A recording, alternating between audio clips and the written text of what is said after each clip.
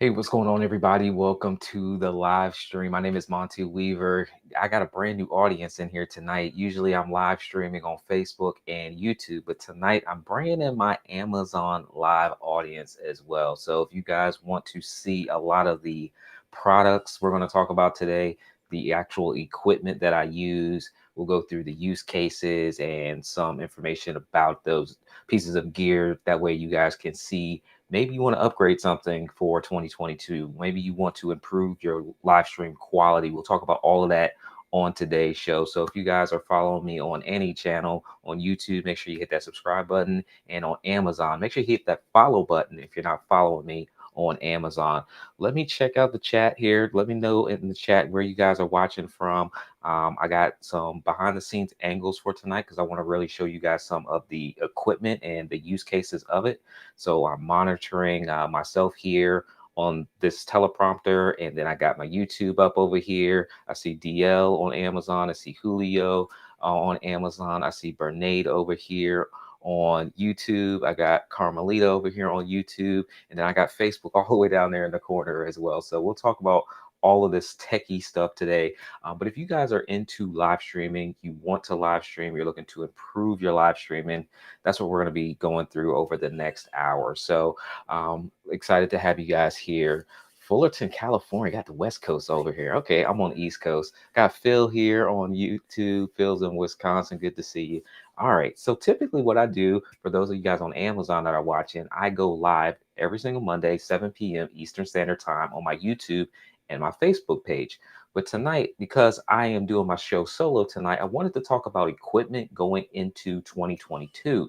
And a lot of people have questions about equipment and what they should get, and is it a good fit for them? And so that's what I want to spend the next hour is going through equipment that I use and also answering your questions to make sure that you guys are finding things that you need. You may want to upgrade, and I want to walk you through lights. I want to walk you through cameras, accessories, all those types of things. So as you have questions tonight, definitely feel free to put those into the question box. I got a couple cool tools tonight. They're not available on Amazon, so I don't know if you guys will notice. If anybody notices, I want you to call it out. I got to think of some type of prize giveaway or something. But I got a really cool piece of equipment that I'm using tonight for the first time in a live stream. So we're going to hope that it works the whole time, and we're going to also hope that it works correctly. All right.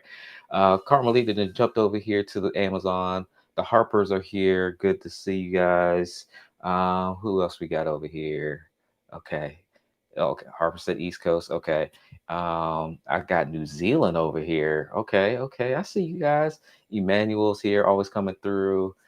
Uh, AM Strong Tech. Awesome. Okay. New Jersey. Okay. We got a full crowd here tonight. All right.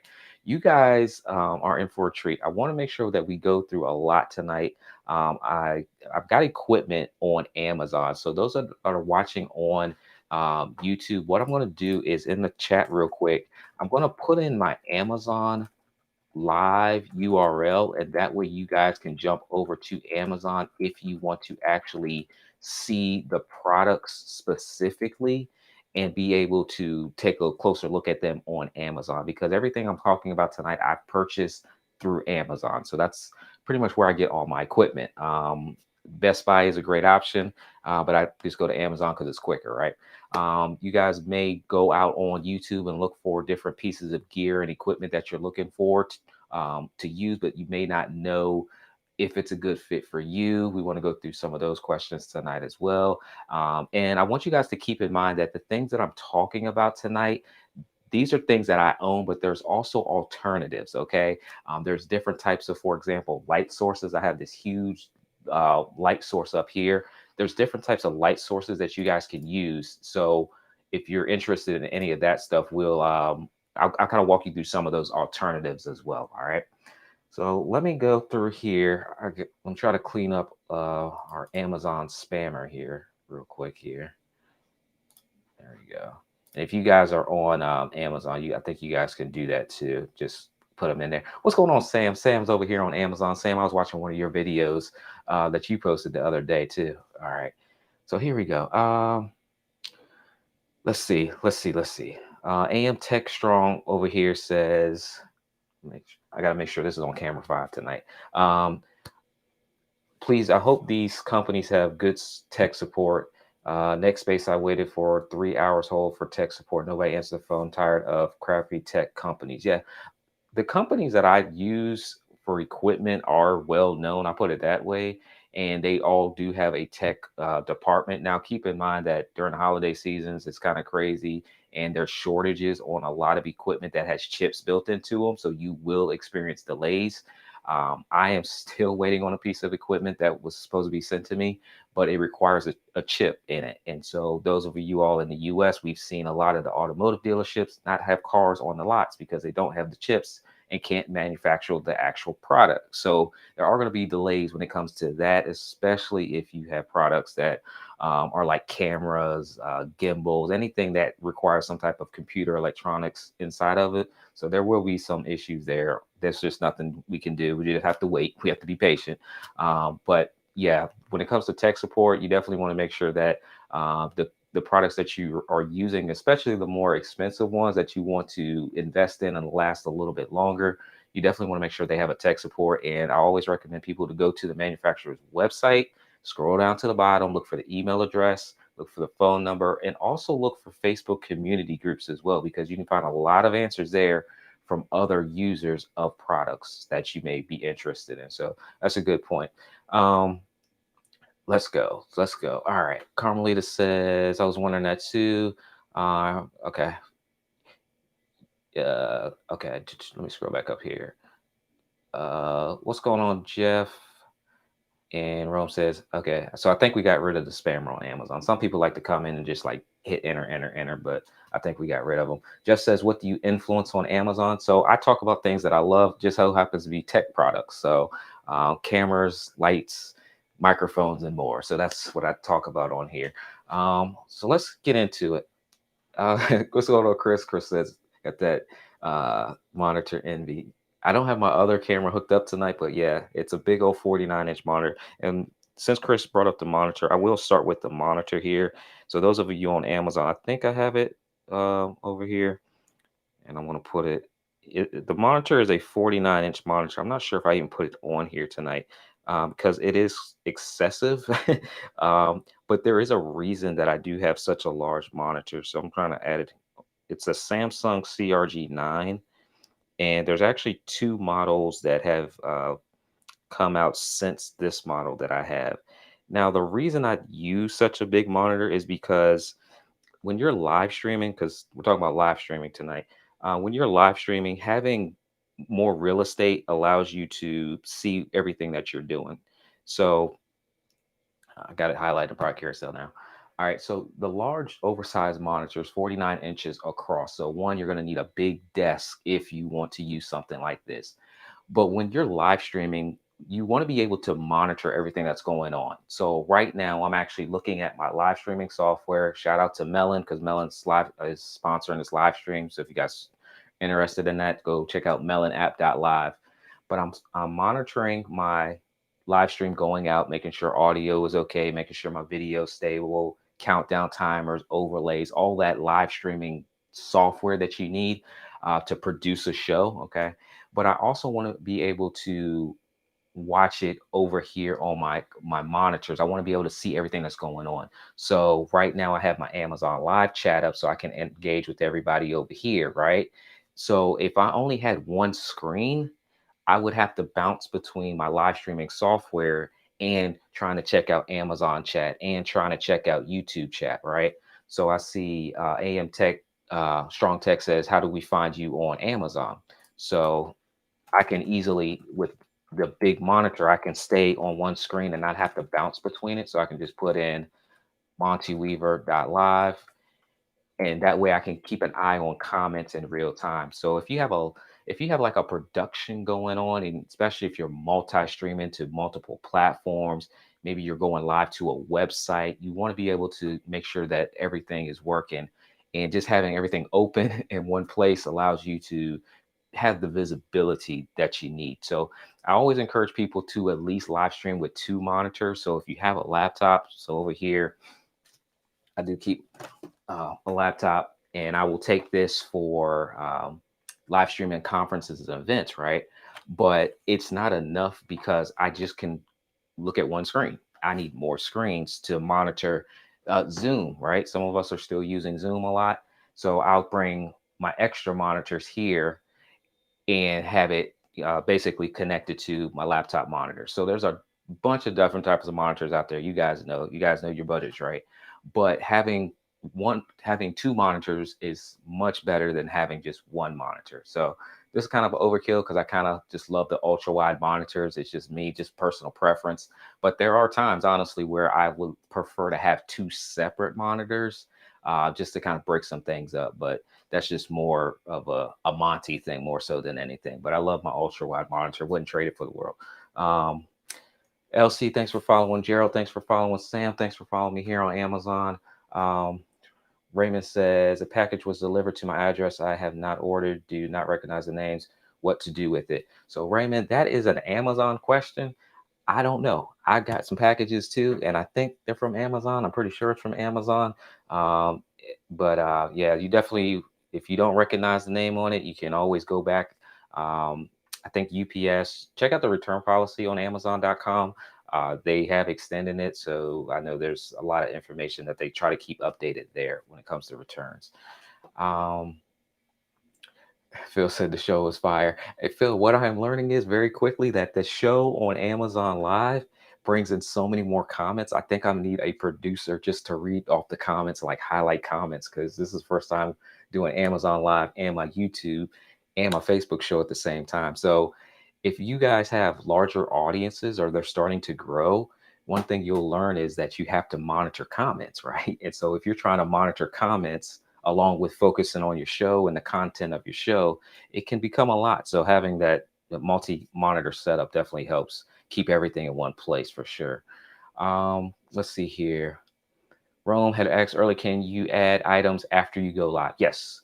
So after I am live today, so let me go this camera 5.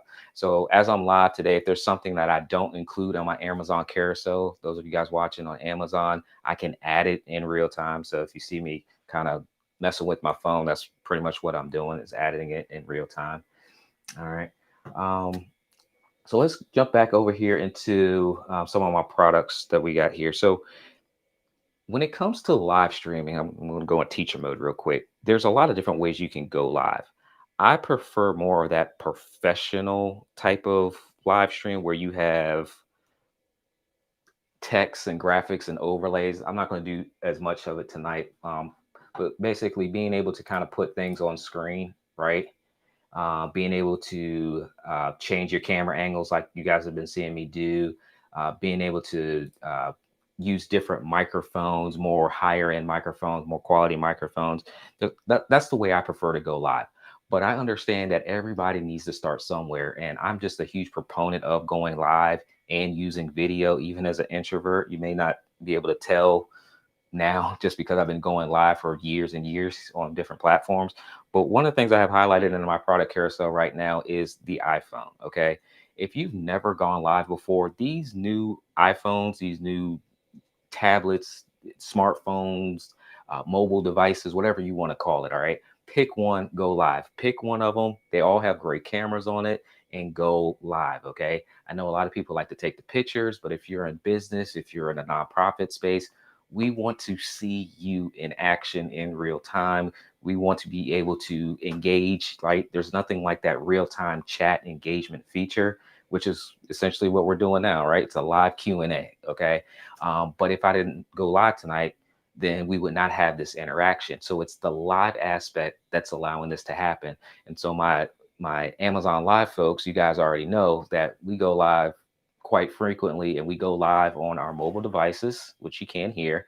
We go live on our computers, but I highly encourage you guys to go live if you have not gone live. And using your mobile device is a great way to get started. So I got that highlighted in the product carousel. Another way that you can go live is your tablet, like I mentioned earlier, your mobile devices. It's a little bit more real estate, right? So maybe your phone is your main device. Now, if your phone is your main device and somebody wants to call you while you're live, we got a little bit of a problem because either you hit decline and it looks like you're ignoring that person, or you're just like, hey, I'm working. I can't talk right now.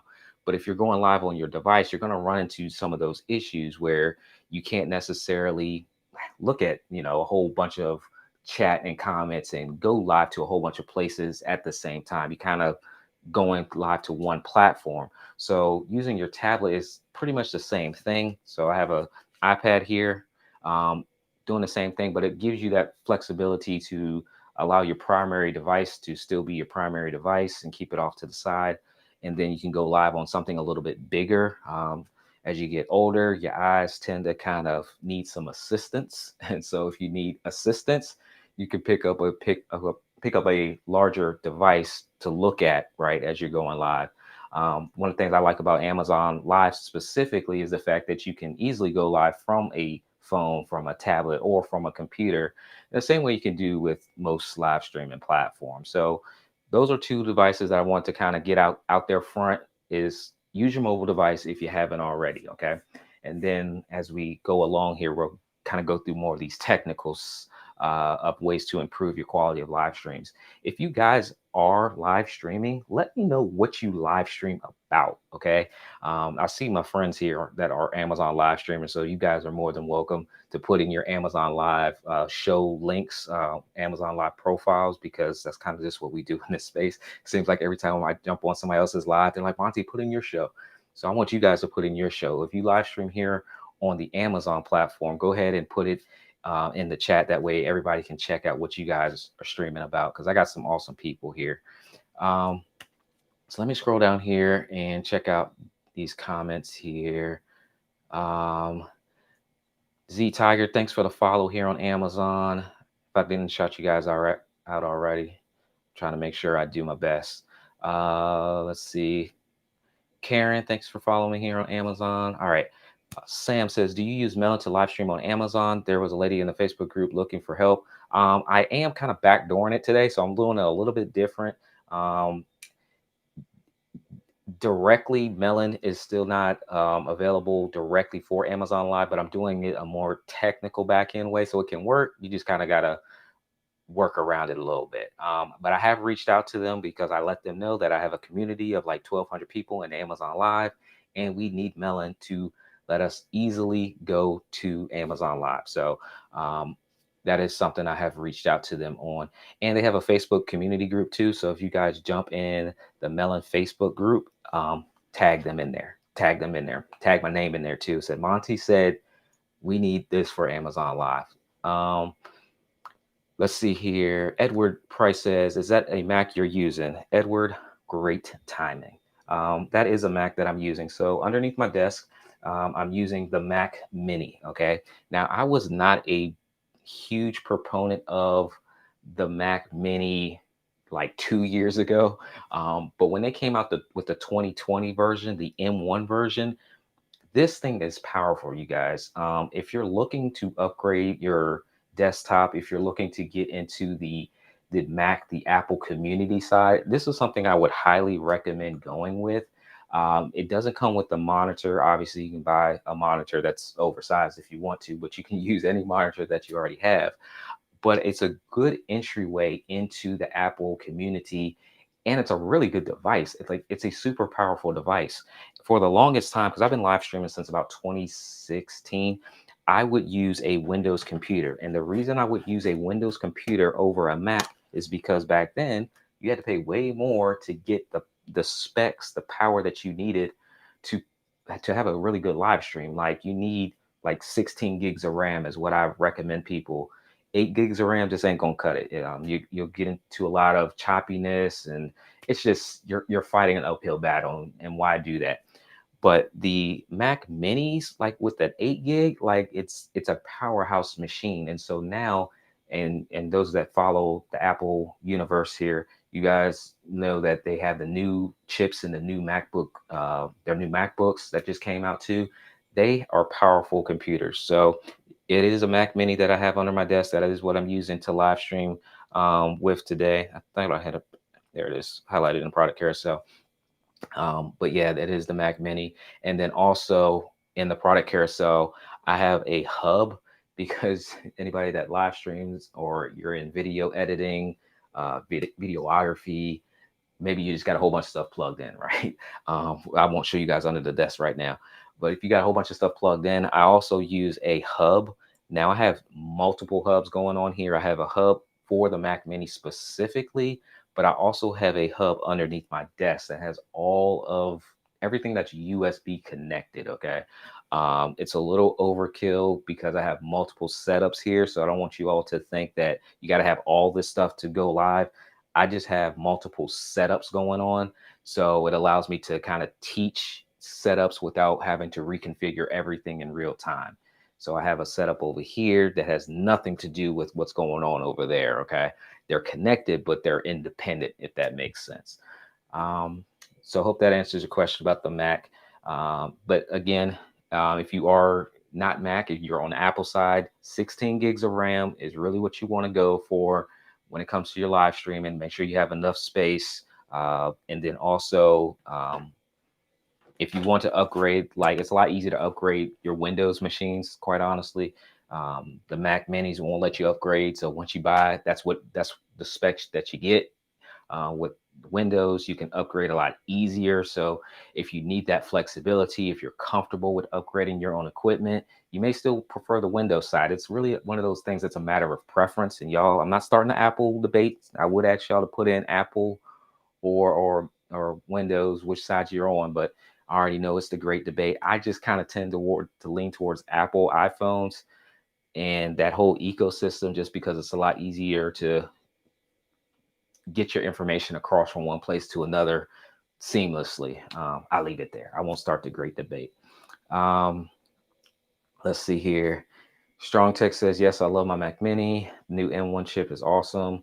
Phil says, love his Mac Mini as well. The hub under the Mac Mini is good too. I have that one also.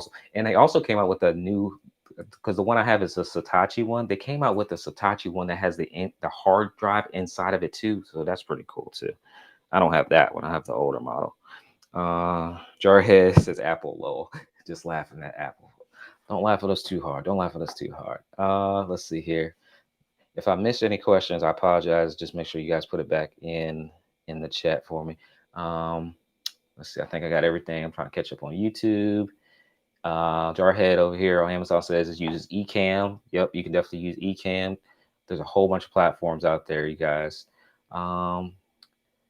Let's see. Wanda says, did that when our church production team, HSD, no sound, no video. Help me out with that, Wanda, because I missed the context of that one. I apologize. Kindle customer followed on Amazon. Appreciate that. All right. That's Rome's link in there. That's Phil's link in there. And one's best. Okay. I think I'm caught up. All right, here we go. Let's see. LC says, I want to live stream playing drums in my studio along with music going through a mixer and powered through monitors. How can I get decent sound without distortion with live streaming? Should I mic and go through the PA? Yeah. Sure had just sent me over this new mic here. Let me see if I can grab it real quick. This thing is super powerful. You may like this.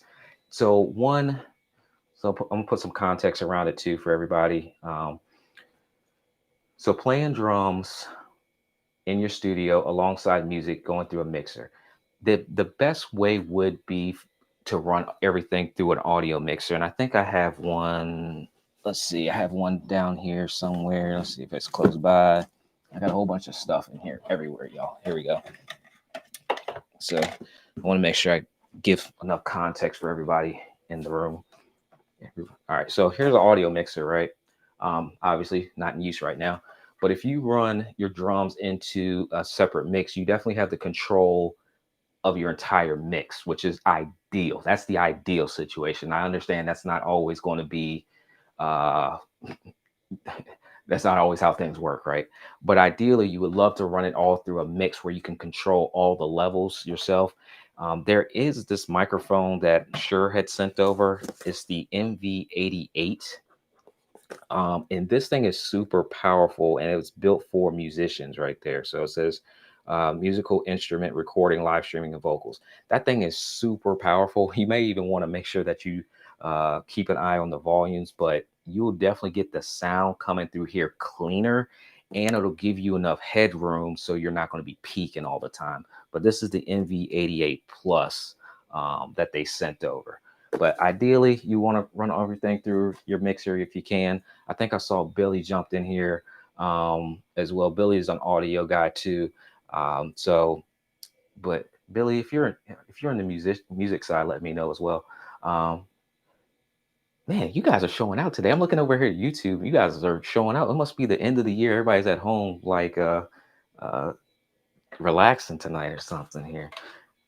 All right, let's put this over here. Great question on that. Let's see.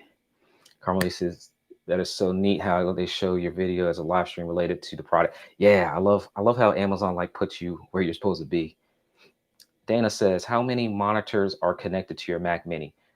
Great question, Dana. I have not got that question. I'm actually surprised.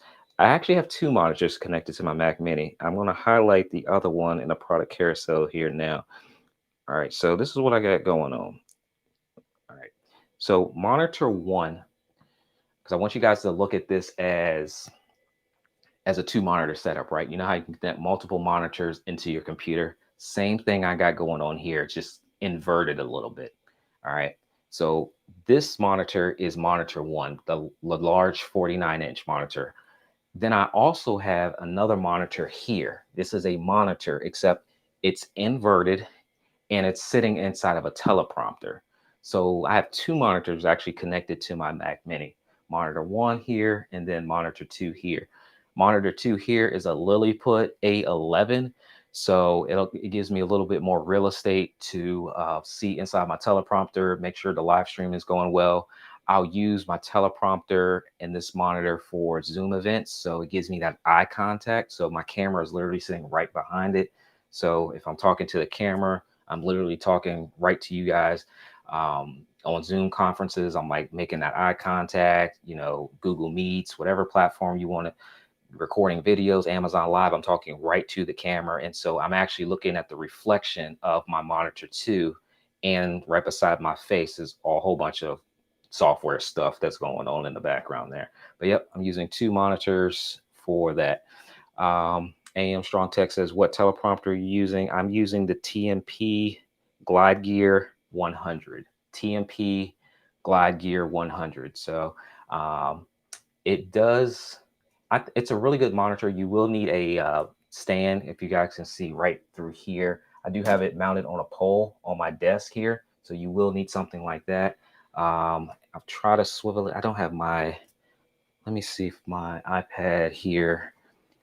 No, I'm not routed to go in. I was going to bring in a mobile video, but I don't think I'm routed to do it. I could do it over here, but it'll take me a little while to set up and I'm not sure if the stuff is charged, and I would walk around with this one. But my camera is sitting right behind there. You can't quite see it. It's off camera. But I really love this teleprompter. I like it when I stand up more so than when I'm sitting down. It's just preference. I just have a better line of sight for it. You can put an iPad in here if you wanted to. So if you didn't want to have an extra monitor, if you didn't want to go spend money on a monitor, but you did have an extra iPad device, you can actually set an iPad right inside of here and use that as your teleprompter. Some people like to read scripts when they're doing like YouTube videos and you read it directly from a teleprompter. You can put that here and read the script off. So there's a couple different ways that you can actually maximize what your teleprompter can do. But that's the Glide Gear TMP 100. I did have a company reach out to me with another one.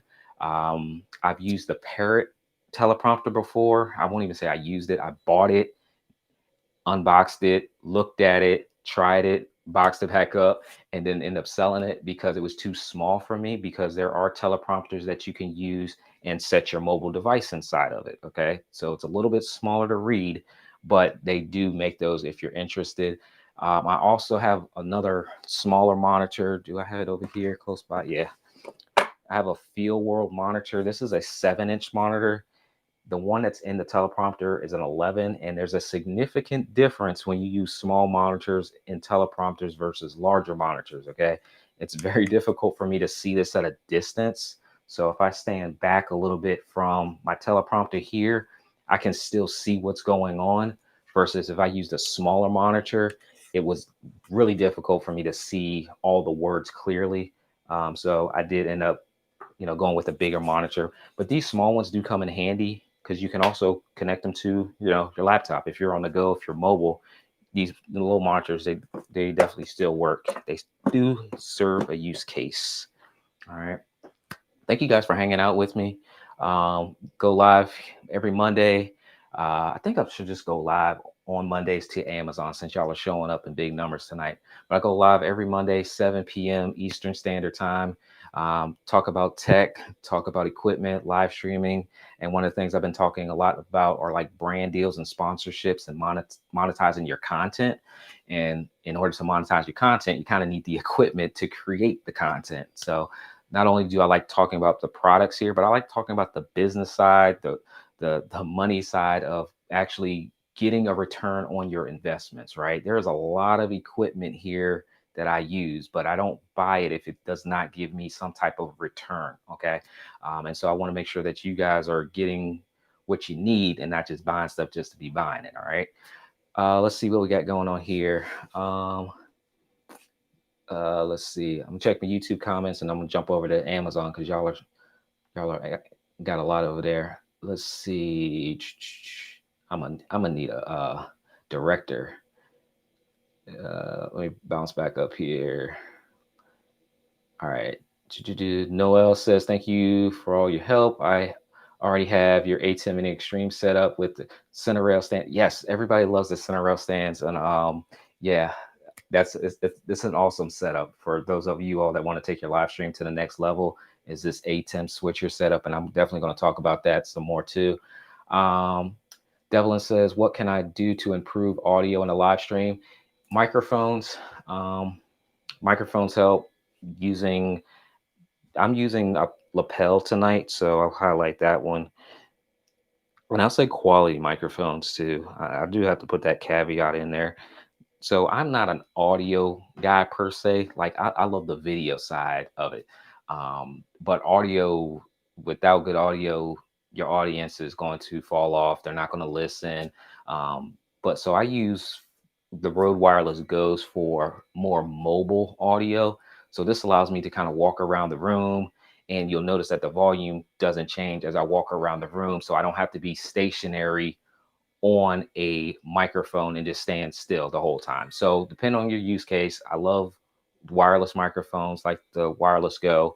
Um, and one of the cool things that the Wireless Go also has, it's an add-on, it's not included, but at conferences, if I go to a conference, you can actually stick it in here and it's like an interview mic. So let me grab the other one. So this actually comes with two transmitters, basically two microphones and one receiver. And what I can do is take one of the other microphones. This is the mic here, right on top. You have a mic. And you can also plug in your traditional lapel if you want to. I don't have my lapel plugged in. I just have it clipped right onto my shirt. And then you can slide this other microphone right inside of here. And now you have like an interview microphone. They call this the Interview Go, which is pretty cool setup. And it's just a wireless microphone. One cable plugs it into my system and I'm good to go on it. But yeah, when it comes to just better audio, definitely getting the right microphones. And again, back to the earlier question, if you can come through an audio mixer, that helps you control your audios as well. You can control audio through your software. It's clunky to me. I like to control. I like to have some type of physical control where I know what the audio levels are. Um, and then one thing that I should do, I just don't do it because I kind of like to walk around. I need my freedom.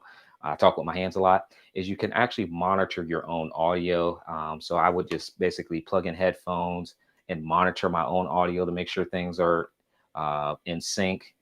Now, when I'm talking, I just, like I said, I like my freedom to walk around and I'm just trusting my audio looks good. I keep an eye on my software to make sure that I'm not going in the red. I also have down here under my desk an audio interface to make sure that doesn't peak. So that's kind of how I'm monitoring it. But in a perfect world scenario, I would kind of have somebody let me know if my audios are going out of whack or out of balance, or I would just monitor it myself. Let's see here. Let me jump back over to the Amazon Live side here. Trying to make sure I answered some of the questions here. Beth, thank you for following me here on Amazon. Appreciate it. Who else is over here? Rome said I went with the 16 gigs MacBook Air. It's super fast. Yeah, the new Macs are just crazy fast. And I love the fact with the new Macs, you just actually getting your money's worth these days. Let's see here. Dana said, how many monitors are connected? Okay, we went through that. Wanda says iPhone 12 Pro Max. I got a whole bunch of cases over here still, y'all. I don't know if you guys have caught my some of my lives. All of these are iPhone 13 cases.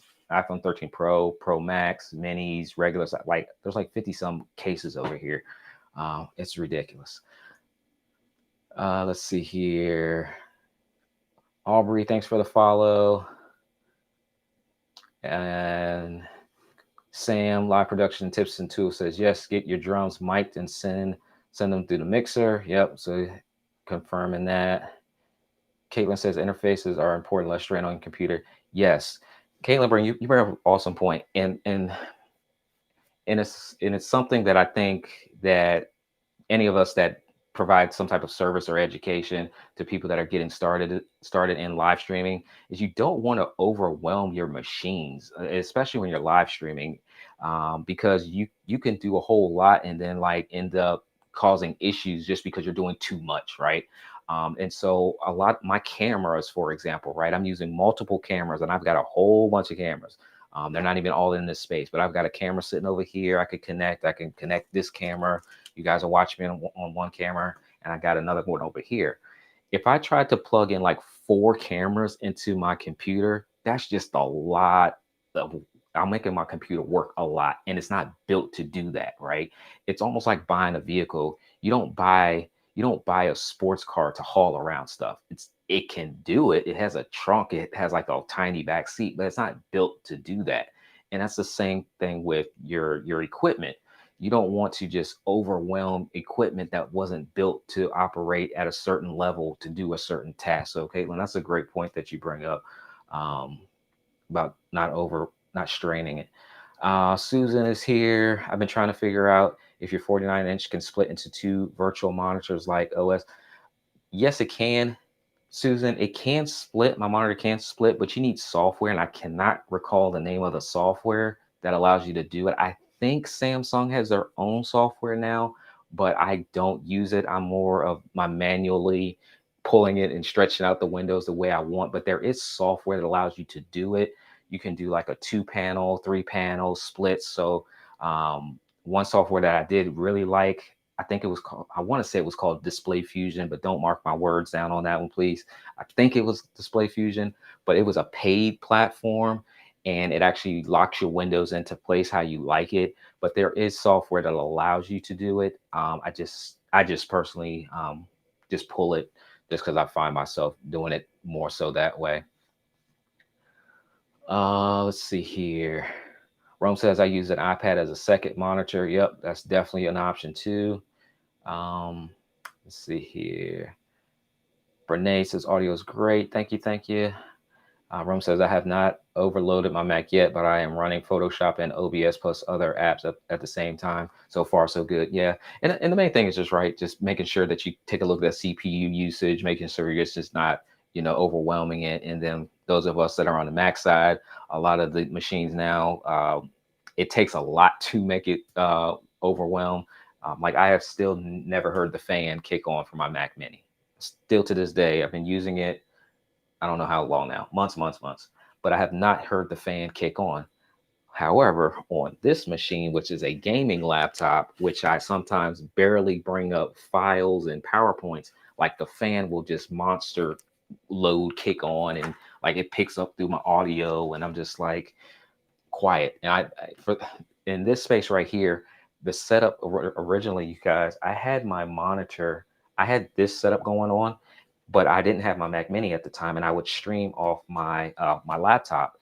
And I actually had this laptop all the way over here in the corner because the fan was so loud that the audio was picking up the fan noise. So and I wasn't even overwhelming it, but having things like that kick on, if the fan's kicking on your machine all the time, that's a good indicator that it's working either a little harder than it needs to work, or you just got a computer that just likes to keep your You got a computer that likes to keep it cool with the fans kicking on so fast.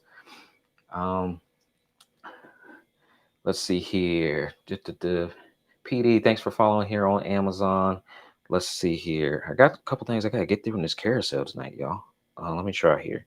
Um, Dana says, "What is a good camera for church live streaming?" It really depends. Depends on budget. Depends on use case. So, for example, it's a good segue. I'm trying to segue everything in here tonight. Um, I I use mirrorless cameras for this home studio, right? But you can also use it in a church environment. The thing is that these cameras, they look really really good because you can change out the lenses. You can get these different looks. For example, what I'm using tonight is the Sony A6400, so I get these really cool blurred background effects, autofocus, all that cool stuff, right? But these cameras are stationary. Okay, like this is what you see, that's it. So someone's going to have to manually move it around, right? So if you're in a situation where you just don't have enough people to move these cameras around, it may or may not be the best option unless you just go to a super wide shot.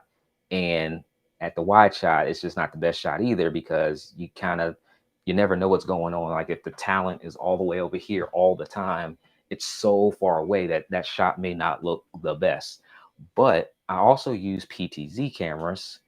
Let's see, I don't have it over there. My closest PTZ is over here. Let's see, let me unplug it here. Let's see. And this one, and there's a bunch of PTZ cameras on my YouTube channel. If you go to look at like church live streaming cameras, I should have some videos come up. But this is one that I use to and would recommend. This is the BZB Gear, and this is a pan tilt zoom camera. And sometimes I actually have this hooked up here, but it literally pan tilts and zooms. So you can control it with a joystick controller and move it all around, or you can control it with a remote. Now, I wouldn't recommend doing it with the remote per se because it's a little bit herky jerky, but it works, right? So you just up, down, left, right, and go in and change settings inside of here to make the picture quality look a little bit better.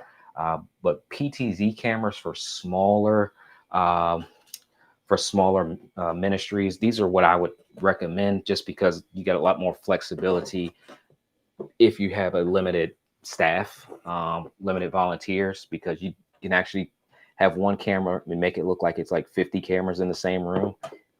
You can even do that on some of the stationary cameras. Just depends on what software you use. Some little tricks. You can crop camera zooms in, and you make it look like there's more cameras than there's actually there. So the church that I'm at now, we had 2 cameras, and I made it look like there was like 13 cameras because I just changed the crop focus. So it would be this would be like one camera, and then I would switch to my main camera, and then when I came back to my other camera, it would be like I was closer, but all I was doing was just cropping the images in the software. So it had nothing to do with the cameras. It was just playing with the software. Little tricks of the trade. I got some of my live streamers in here. Y'all got to hit up my live streamers. They know what I'm talking about in here. And I think they consult too. I see David Kennedy's here too. Um, let's see here. Video 45, thanks for following. Latanya, thanks for following.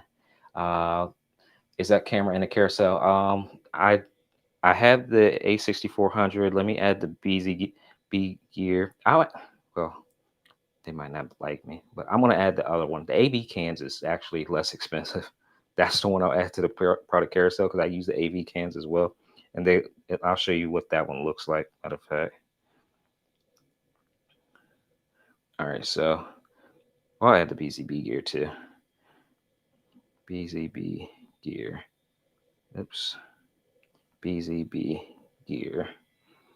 And BZB also has a switcher too, a video switcher, which is pretty cool. So basically, it allows you to switch between camera angles like I'm doing. Just hit 1, 2, 3, 4. I used it at my last conference I did. I used the BZB gear switcher. All right, so we got that up. All right. Rome says one of my friends use a dolly slider back and forth. Looks like 3 cameras. Yeah. The sliders. I love the sliders. All right. What's going on, Tiffany? Good to see you, Tiffany. She said that setup though. We got all kinds of stuff going on here tonight. Behind the scenes angles and everything. I got to stand here so y'all don't quite see the fridge. I got the fridge down there in the corner. Y'all see my cables down there. It's horrible under here. I had it straightened at one point, but I do have a hub underneath this desk that all the stuff is plugged into to makes it a little bit better so I don't trip over stuff. But and then also over there, you guys, I have like just a it's a like a shoe rack thing, but I just keep a lot of accessories in there, extra batteries, extra cables, uh, all kinds of stuff sits in there. So I can like go and grab stuff quick when I need it. Let's see here.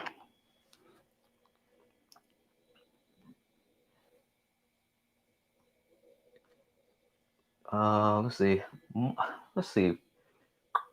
All right, I'm looking over here. Let me jump into. Oh, I got to check my YouTube comments, y'all. Uh, what teleprompter? So we got that. Size of teleprompter. We got that. Do you prefer Black Magic Extreme? Yes. AM strong. I do like my Black Magic Extreme just because there's multiple inputs over here. So basically, this switcher here, I have all my cameras coming into the switcher right here. This allows for 8 inputs, you guys. So if you want to do like a production per se, and not just have one camera, but you want multiple cameras, a couple different ways you can do it. One way would be to get multiple um, like capture cards, basically these things, and it allows you to turn like your DSLR and mirrorless cameras um, into webcams essentially. So this is kind of where I started was with the Camlink, one of the best, well recognized devices. And all you're doing is plugging your camera into here and then USB into your computer. I'm going to assume all you guys know what a USB port is. Okay. But this part goes into your computer. This is where your camera connects into, and it turns your higher end cameras uh, into webcams. Some cameras come with USB, so you don't need this, but if you don't, you need one of these. And here's a lower end version of it. Does the same thing. So it's like a quarter of the price. It's called an HD video capture. But that is kind of where you start at. But once you get past like 2 cameras, I wouldn't recommend these because um, chances are you probably won't have enough USB ports. So can kind of upgrade to a switcher device. And I use the ATEM Mini Extreme. The ATEM Mini has 4 ports, so it's a little bit smaller, less expensive. But the ATEM Mini Extreme has 8 ports. I have right now 4 cameras plugged in. I also have my iPad connected to this as well as another input. I also have my laptop I can connect in here to as another input.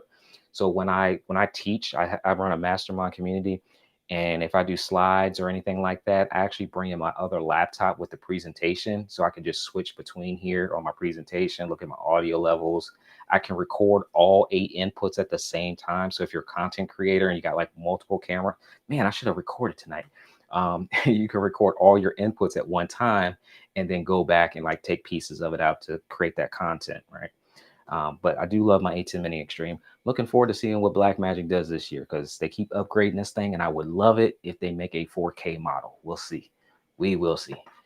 Um, duh, duh, duh. Tiffany, what's that RECC? I don't know my shorthand. Let me know what that is. Uh, the curved screen can you keep multiple windows open on that and move them around. Yep. So once my camera goes, well, I have to switch to here. So yeah, so I can move all this is Amazon Live window, but I can move anything around how I want to, resize it the way I want. Typically, I'm always playing with resizing this stuff. I never have it where I want it. Latanya says, Monty, I'm needing a new laptop to stream YouTube videos. Can you help with recommendations? Um, Preference, it'll be preference. But I would say 16 gigs of RAM, minimum 16 gigs of RAM. I know some people love their Dells, some people love the Macs, but 16 gigs of RAM is kind of the baseline. Hard drive space really doesn't matter because hard drive is just saving information on your hard drive and you're not necessarily using that.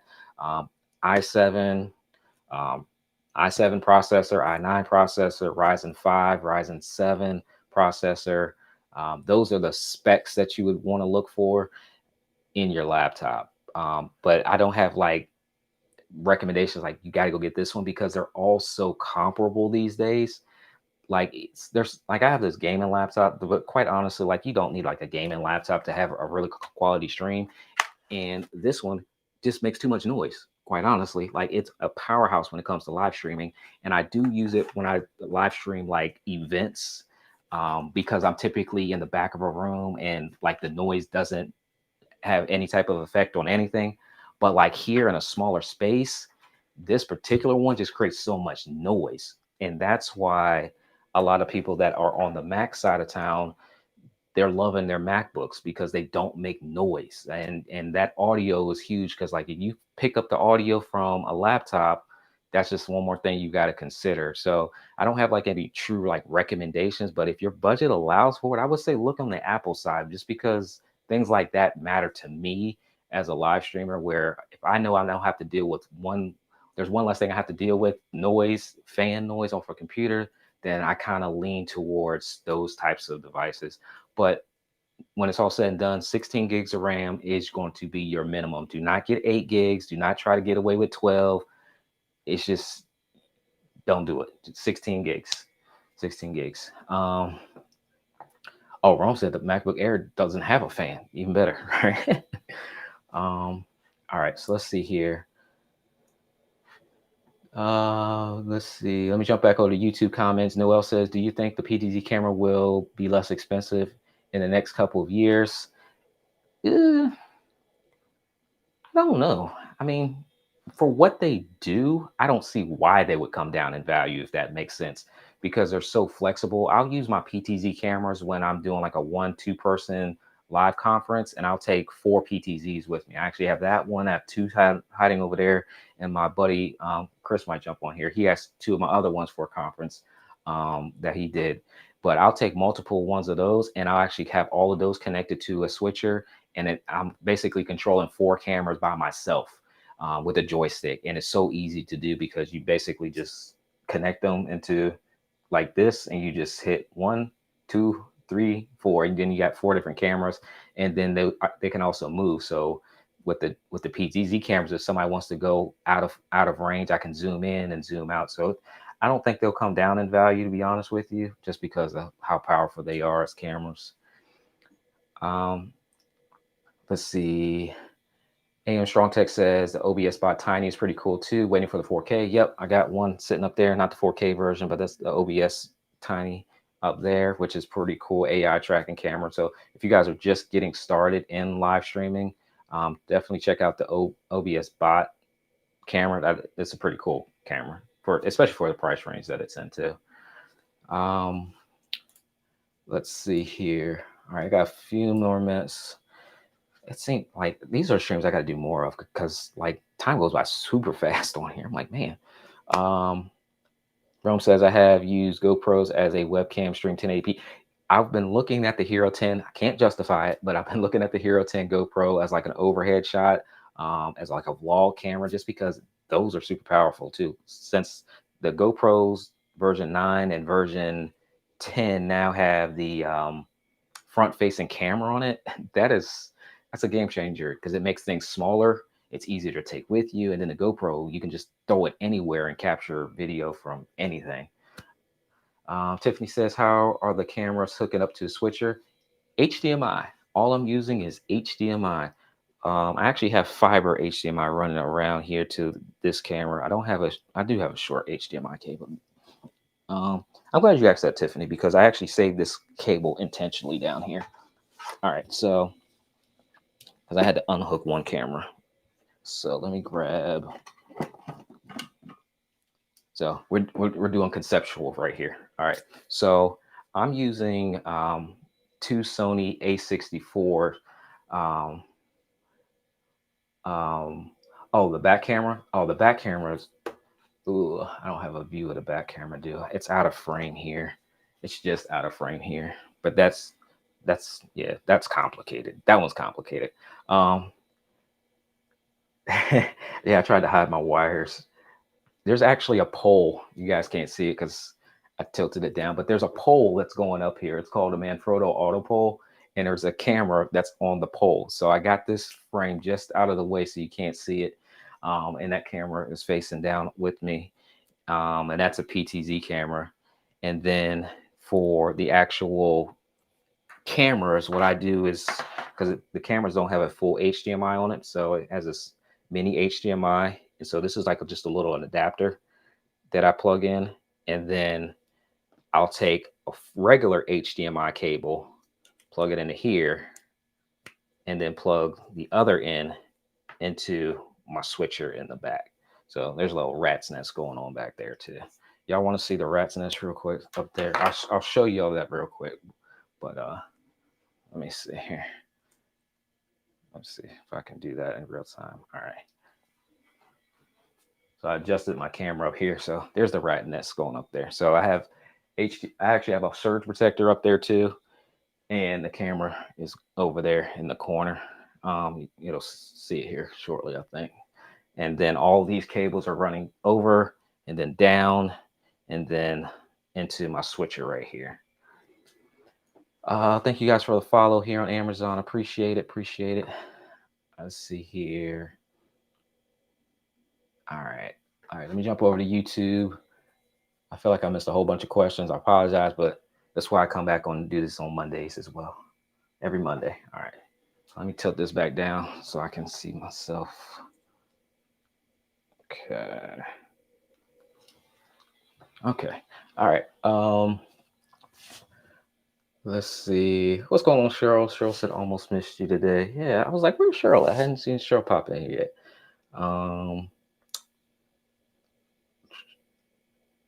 I saw something with the SM7B. There it is. Shure SM7B vocal dynamic microphone. Do you recommend it? Yes, I recommend it if it's in your budget. Just because there are some other components that you need. So this is a Shure SM7B. I do have it hooked up, but it'll be a little complicated for me to switch over tonight just because I got so much stuff going on. But this is the Shure SM7B. It's like the legendary microphone. Sounds amazing, but you can't use it directly out the box. So if you have no audio experience at all, don't get the microphone because you need an audio interface in order for it to work. If you don't know what audio interface is, look up audio interface because you need that in addition to the microphone. Now, if you have an audio interface or you're familiar with it, SM7B is on sale right now on Amazon. So definitely you want to get that before the end of the year. Hint, hint. But it is on sale right now. They also do have the MV7, MV7X and the MV7, which I would recommend for those people that don't have an audio interface because it has USB on it. So this microphone here works two ways. So you don't have to have any knowledge. All you have to do is connect your USB on that side directly into your computer. That's it. USB directly into your computer. It has a little microphone jack on it as well. And if you do want your audio interface, it has an XLR connection as well. But the SM7B, definitely may want to know a little audio before just buying that one because it is an investment and you want to make sure that you can use it and maximize it. I did see a question about I think it was about the boom arm. The boom arm I'm using for it is the Elgato LP, Wave LP. So I got that highlighted in the product carousel. It's the low profile arm. So I just mount it into the back screw mount, tighten it up in the back of the computer, and then nice swivel here, and then up and down here. You run your cables inside of here. So these just pop out and my cables are just laying directly inside of there. It fits any microphone. So even if you don't have an SM7B, if you just like the low profile look, you can pretty much get any microphone connected on here. So that is that. Let's see here.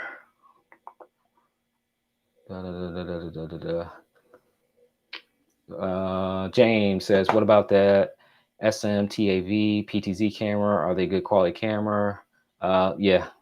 All those PTZ cameras are like the same thing, to be honest with you. They're like all the same. Some of them have different features, like the BZB Gear one that I pointed out a little bit earlier that has the ability to do some network capabilities, but they're all pretty much the same thing.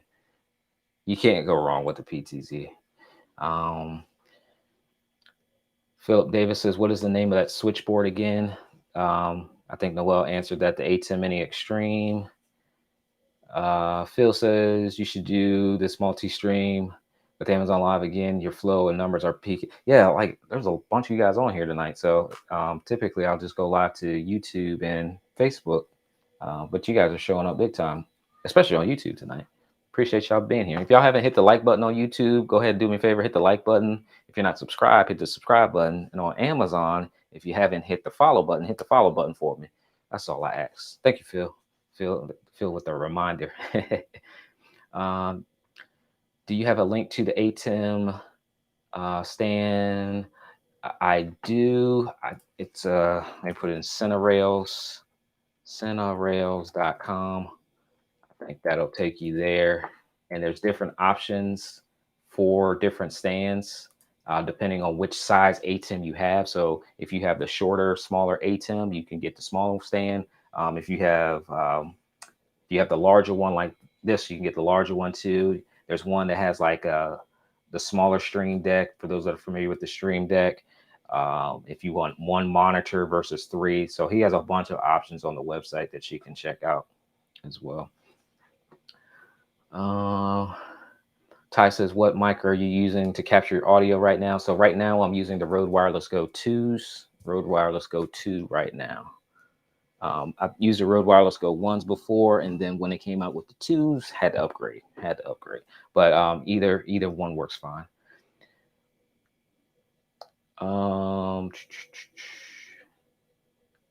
Do you have a link to the ATEM? Okay, we got that one. How long can your HDMI cable be?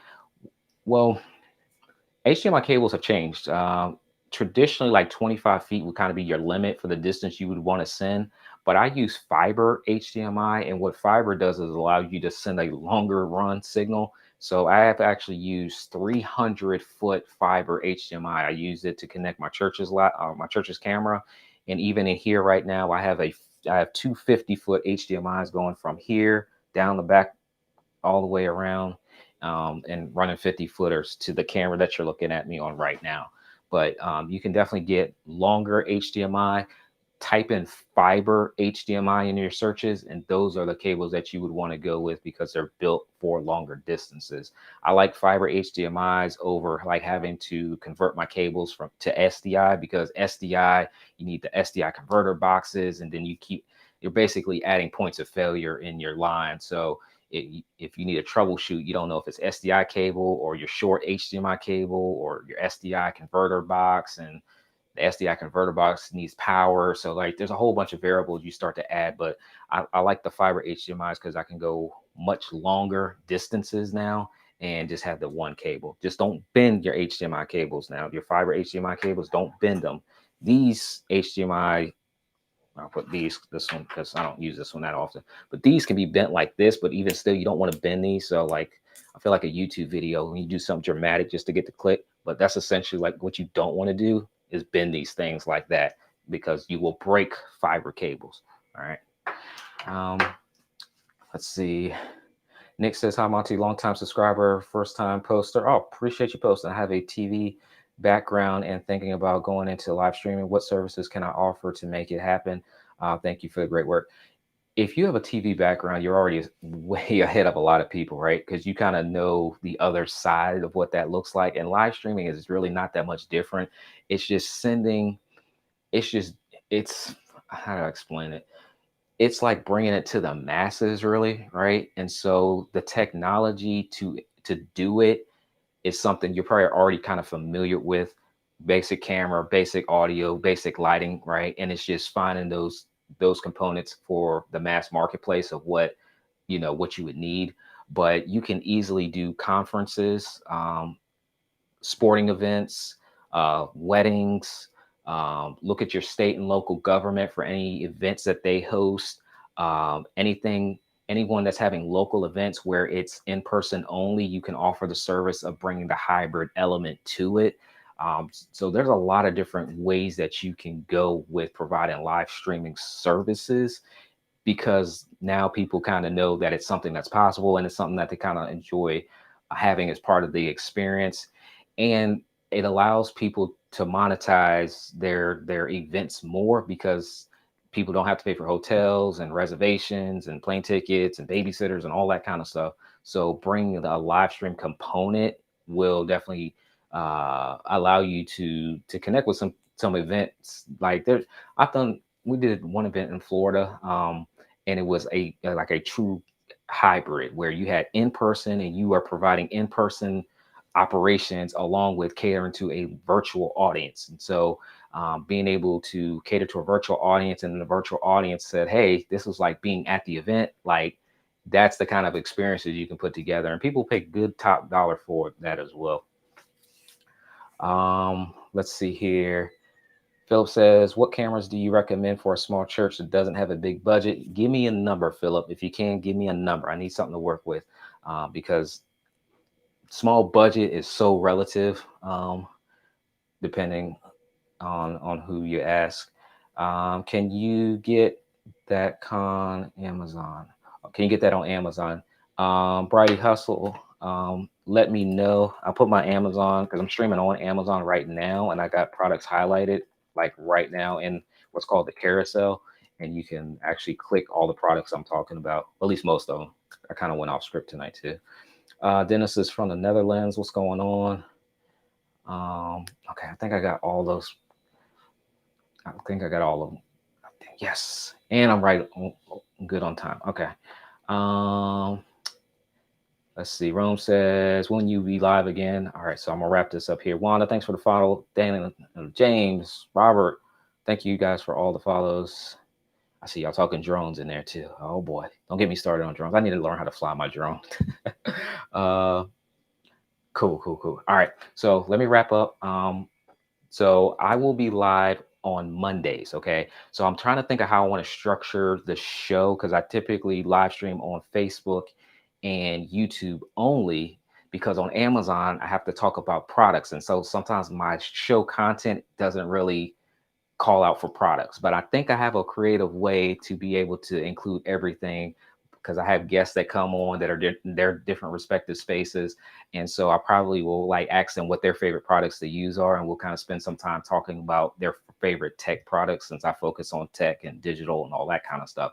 But every Monday at 7 p.m. Eastern Standard Time is when I go live. Okay. Every Monday, 7 p.m. Eastern Standard Time. The goal is 1 hour. All right. So I'll try to get in, try to get out.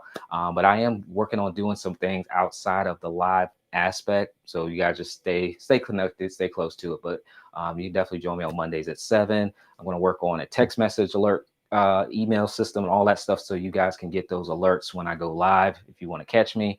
But the goal is to really just educate you guys at the end of the day on new technology, things that are coming out, answer questions, kind of be a resource for you guys in real time. And if I have the products, I like to demo the products in real time. I have things here. I have like these wireless receivers that I use, and I've literally hooked them up and stopped what I'm doing to hook them up in real time for you guys. I've got boom mic. I've got all kinds of stuff here, right? I've got different lights. I actually got this little light back here I've been playing with because I was trying to do something a little different. So it's a little light back here to kind of soften up this area that I've got dark without trying to hook up lights. But I like to have fun here. I like to educate and kind of provide my value. And so if you guys are interested in that type of thing, just make sure you hit the like button and all that good stuff. And we'll keep showing up and keep doing it. And shout out to all the sponsors. I got to thank all my sponsors this year, all the companies that have reached out to me. They've sent me equipment. So sometimes you guys see me talk about things that companies have reached out and sent to me. So I get a chance to review it in real time. And especially on Amazon, I will like actually open it while I'm live to see, hey, is this thing work the way it's supposed to out of the box? I forgot who that was that mentioned that earlier. Strong Tech. Yeah, it's like sometimes like I've had things that just took a little bit longer to get working, and I'm the techie. And if I'm having a little trouble with it, I know you all might have a little trouble with it. But if it works and I kind of save you guys on some of the steps of getting it to work, then hopefully that's some value for you guys. And then some stuff, hey, may not just need to buy it all. Just let that one go and wait for the other options, right? But yeah, you guys, thank you guys for showing up. Randall, Merry Christmas to you as well. Tiffany says is the Elgato Stream Deck and the ATEM the same thing? So they're two different devices, Tiffany. The um, the Stream Deck is over here for me, and this is a programmable, so I can bring up different apps and softwares. I'll do a video on this too, because I keep saying I'm going to reprogram my Stream Deck, but this is completely different from the switcher. The switcher, just think of it as I'm going to connect cameras and devices to the ATEM switcher, and this is kind of like a hotkey shortcut. So I can program different websites, I can different call to actions. I can control my lights in my room if you use like Philips Hue lights. I'm not sure if the Govies are on here, but there's pre-built apps that you can use for a lot of just hotkey functions. Like I could use the two in combination with each other if I really wanted to, but this is definitely more of like think hotkeys is the best way to kind of go about it. And this is a 32 key, and they have smaller ones. They have 6 keys, 15 keys. You can create folders inside of them too. So I'll do one where I kind of focus more on the Elgato Stream Deck, because maybe that'll force my hand to actually setting up the Stream Deck the way I needed to set it up, because I use a lot of websites, and sometimes your website list gets real long, but the ones I go to all the time, I just need to hotkey it so that I can just like pull it straight up. But it's a super functional device for sure.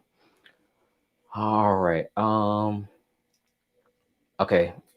Philip, see, your low budget is higher than most low budget people. For your low, for 2 to 15,000, 2 to 5, you can definitely go like you could go mirrorless with high end lenses.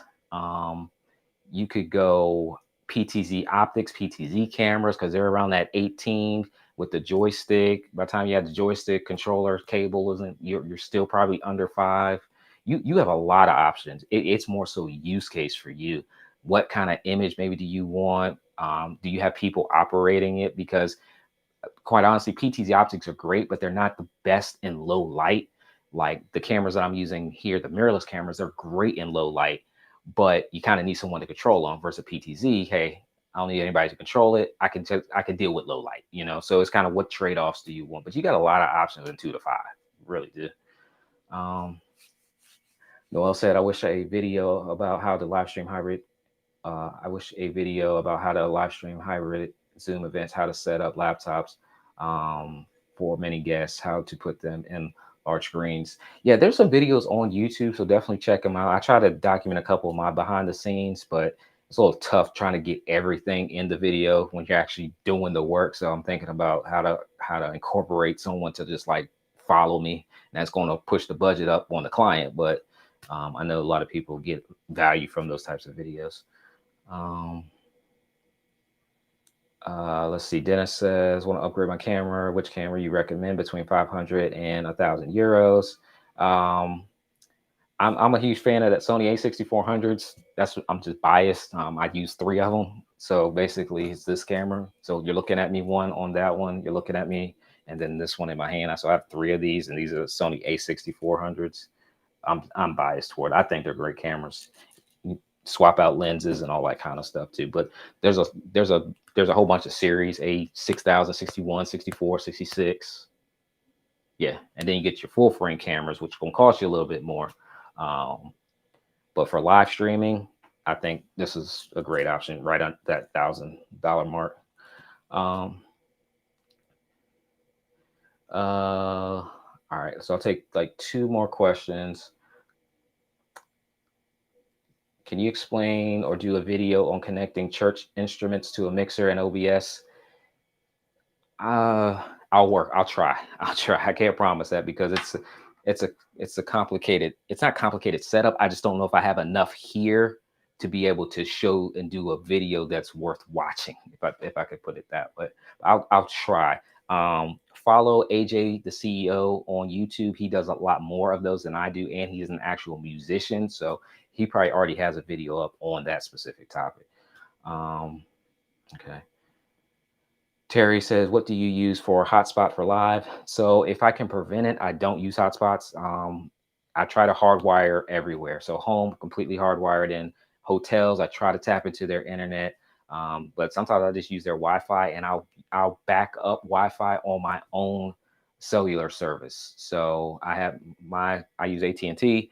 So I will use my own hotspot and back up on there if I need it. So I don't pay anything additional because I don't do enough events where I feel it's a need to invest in a specific hotspot and pay for the monthly plans, because the internet service providers, they give me plenty of bandwidth that I need for my cell phone service. So it's typically enough to do any type of live stream conference. And as long as I have good signal and it's not a whole bunch of like moving different venues or got a whole bunch of walls or stuff in the way, it works just fine. Eveline, thankful God, how can I connect multiple cameras to my mix OBS then to easy worship? Multiple cameras again, ATEM right here, HDMI. There's like 8 inputs for HDMI there. All right. Wanda, for streaming, do you have to be in the same room as the cameras and audio? No, you don't. There are wireless ways you can build in, like I'm using a wireless mic. I can walk out the room. You guys would still hear the same levels. Video, I have a wireless video system here, and I could connect this to my camera here, and then I could go out this room and like walk down the hallway. You can still see the same image. Now, because I have no producer, I would have no way to switch stuff, but I could actually, there's an app for everything, y'all. I could put an app and actually control this through an app and walk out of the room and control this whole live show. It'd be a little bit more difficult for me because I couldn't monitor anything that's going on, but it can be done. Dana says, do you work with NDI cameras? I have NDI cameras. I just don't use them. I personally don't have a reason to use them that often, but I know people that the use case would benefit them. Most people don't understand networking in general, so I really don't talk too much about NDI cameras and some of the functionality of it, because with the NDI camera, most of them have an HDMI cable, and it's just a lot easier for people to plug in an HDMI cable versus the networking side. But if there's enough people that need help with the NDI, then I'll talk about it more. But my BZB camera is NDI. And then my PTZ optics over there in the corner, they do have NDI functionality as well. Terry says, how did you get 3 images on your monitor? You talked about this monitor. I just opened up 3 screens. Like it's literally like 3 Chrome browsers. That's all. I just opened them up and stretched them to what I wanted. That's it. Trust me, gal. I don't do a whole bunch of like techie stuff. It might look techie, but it's literally, I just open up 3 Chrome browsers, stretch them out to where I want them on my window, and then that's it. Okay. Is my camera getting ready to die over here? Oh no, it says no card. I have to look at that. All right. All right, there we go. So I think we wrap it up. Let me get off here. Hour and 20 tonight. But I appreciate you guys for hanging out. Again, every Monday, 7 p.m. Eastern Standard Time, I go live on YouTube and on Facebook. And like I said, we're going to look to bring in Amazon Live into the live stream and figure out how to make that work. Bring on guests so we have some interesting conversations around tech, around live streaming. So if there's specific topics that I know you guys may be interested, like audio, I'm gonna bring on audio people to kind of talk more into that specific subject matter. That way you guys can get some really good answers. But again, thank you guys for hanging out with me. My name is Monte Weaver, and I will see you guys next week. Enjoy the rest of your day and Happy New Year.